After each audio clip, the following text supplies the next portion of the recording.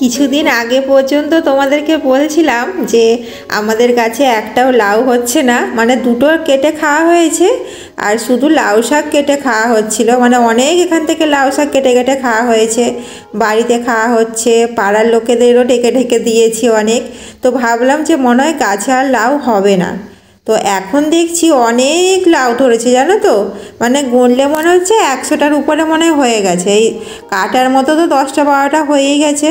তো কালকে বাবা রাতে একটা নিয়ে গেছে, আবার পাশের বাড়ির দিদিকে একটা দিয়েছি। মানে আরও আবার 1-2 দিন পরে আবার সব কাটতে হয়ে যাবে। গুড মর্নিং বন্ধুরা, আশা করছি তোমরা সবাই ভালো আছো ও সুস্থ আছো, আর আমরাও বেশ ভালো আছি। আমার আরও একটি নতুন ব্লগে তোমাদেরকে সবাইকে অনেক অনেক স্বাগত জানিয়ে আজকের দিনটা শুরু করছি। এখন বাজে হচ্ছে সকাল 8টা, আর আজকে হচ্ছে শনিবার।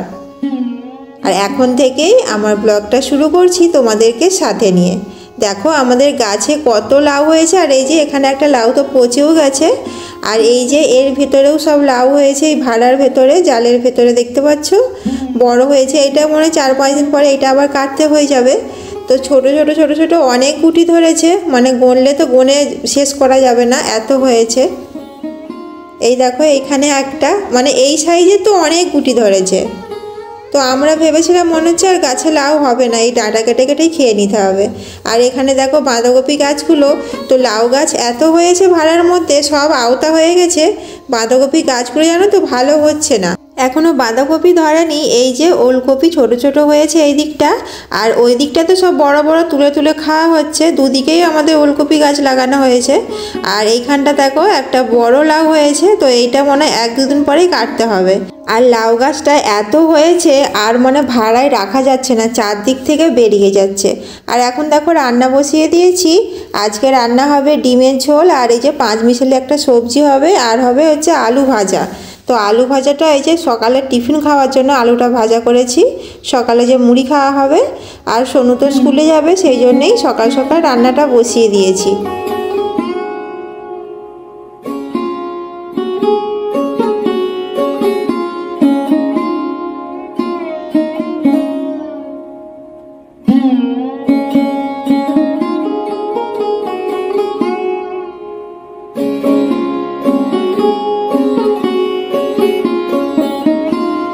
আমি রান্নাটা করছিলাম, তারপরে বাড়িতে কিছু লোকজন এসেছিল, তো ওনাদের সাথে আমি কথা বলছিলাম। আর মা বলছে যাও তুমি কথা বলো, আর আমি রান্নাটা করছি, কেন সোনু তো স্কুলে যাবে, খেয়ে না হয়তো দেরি হয়ে যাবে।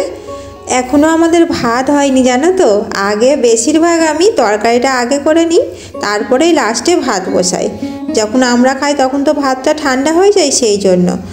রান্না আমাদের হয়ে গেছে, এখনও ভাত তো হয়নি, তো ভাতের জলটা বসিয়ে দিয়েছি হাঁড়িতে। আর এই যে চালটা এখন ধুয়ে ভাতের চালটা তুলে দিয়ে তারপরে এই যে রান্না করা বাসনগুলো ধুয়ে নেব। দেখো চা খাওয়া বাসনটাও কিন্তু আমার এখনও আছে, আর আমাদের এখনও টিফিন খাওয়া হয়নি।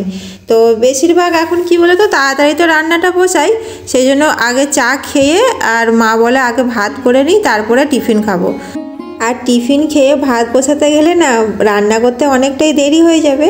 আর সোনু তো টিউশন থেকে 9টার সময় এসে যায়, ও 9:45টার সময় স্কুলে যায়। আর আমাদের ওই 10টার মধ্যে যখন রান্না হয়ে যায় না, তারপরে আমি আর মা টিফিন খাই, তখন ধীরে সুস্থে খেতে পারবো। আর এই যে আমার তো সকালের কাজ সারতে সারতেই 7:30টা বেজে যায়, তারপরে যে চা খেতে খেতে 8টার সময় আমাকে ভাত বসিয়ে দিতে হয়। সেই জন্য অত তাড়াহুড়ো করে আর সকালে টিফিনটা খাই না জানো তো, মানে রান্না বান্না করেই তারপরে আমি আর মা সকালে টিফিনটা খাই।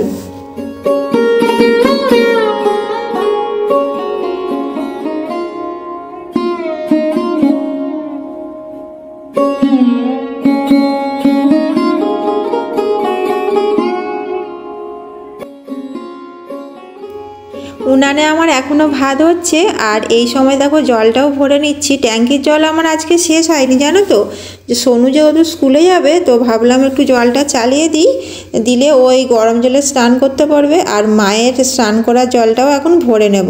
আর খাবার জলের দুটো বালতি খালি হয়ে গেছিলো, সেগুলোও এখন ভরে নিচ্ছি। তো আগে এই পাইপ লাগিয়ে ট্যাঙ্কিটাও একটু ভরে নিয়েছি, না হলে তো আমাকে আবার চালাতে হবে। আর এই শীতকাল তো একবার পাম্প চালালেই আমাদের হয়ে যায়।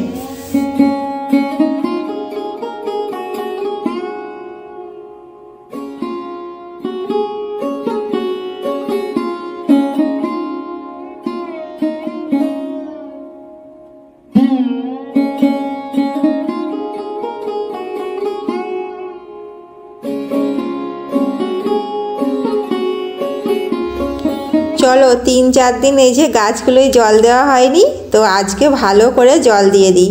তো এখন এই শীতকাল বলে না 3-4 দিন পরে পরেই মানে একদিন দিই, খুব ভালো করে একবারে ডুবিয়ে জলটা দিয়ে দিই।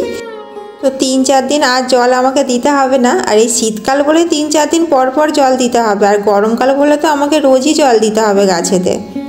তো দেখো এইগুলো কতখানি আওতা হয়ে গেছে, উপরে তো সব লাউ গাছ ভর্তি হয়ে গেছে, আর এগুলো লাউ গাছের নিচে না একটুকু রোদ্দুর লাগছে না, মানে সেই জন্য যে ওলকপি তারপরে বাঁধাকপি গাছগুলো খুব একটা ভালো হয়নি। আর এই যে ফুল গাছগুলোতেও একটু ভালো করে জল দিয়ে দিচ্ছি। এইগুলোতে ওই 3-4 দিন আগেই জল দিয়ে দিয়েছিলাম, তো অনেকটাই রস থাকে জানো তো, রোজ ওই জন্য দিই না আমি। সোনু গেছে স্নান করতে, আর এই যে আমার ভাতটাও হয়ে এসছে। ভাতটা নামিয়ে ওকে আগে ভাত দিয়ে দেবো। সোনু স্কুলে চলে গেলে তারপরে আবার আমি জায়েদের বাড়িতে যেতে হবে আমাকে, মানে আমার জায়ের জানো তো হাত ভেঙে গেছে, মানে বাঁ হাতটা ভেঙে গেছে। তো আমার যা তো কিছুই করতে পারে না, ওই এক হাতে একটু মানে রান্নাটা করতে পারে। তো সবজি টবজি আমি কেটে দিয়ে আসি। তো দিদির মা ছিল জানো তো, তো দিদির মা বাড়ি গেছে, এই 2 দিন হলো বাড়ি গেছে, আবার আসবে, তখন আর করতে হবে না। মানে প্রত্যেক সপ্তাহে দিদির মা বাড়ি যাবে, তখন গিয়ে একটু করে দিতে হবে আর কি। এই 1 সপ্তাহের মতো আমার জায়ের হাতটা ভেঙে গেছে। আর এখন দেখো উনানটাতে ভালো করে নাতা দিয়ে দিলাম, দিয়ে এই যে এখানটা একটু ঝাড় দিয়ে পরিষ্কার করে দিই, দিয়ে আমার জায়েদের বাড়িতে যাব আর কি।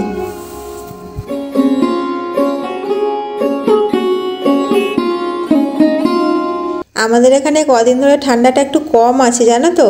আর আজকে রোদ্দুরটাও খুব কড়া রোদ্দুর বেরিয়েছে, মানে গায়ে লাগছে, এই ঝাড় দিচ্ছি তো গায়ে লাগছে।